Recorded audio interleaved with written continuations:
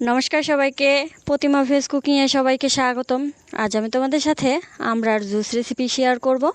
এখানে আমি 2টা আমড়া নিয়েছি, আর আমড়াগুলো ছিলে পরিষ্কার করে ধুয়ে পাতলা পাতলা করে কেটে নিয়েছি। এবারে আমড়াগুলো ব্লেন্ডার জগে দিয়ে দেব। ব্লেন্ডার জগে পুরোটা আমড়াই দিয়ে দিচ্ছি, আর দিয়ে দেব একটা কাঁচামরিচ।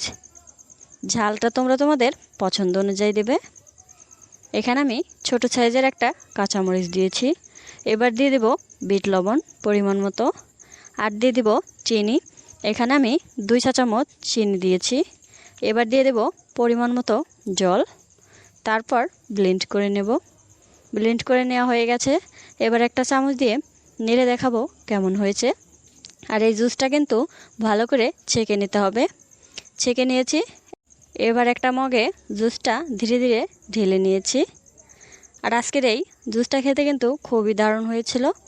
আজকের এই রেসিপিটা তোমাদের কেমন লাগলো অবশ্যই কমেন্ট করে জানাবে। সবাই ভালো থাকবে, সুস্থ থাকবে। নমস্কার।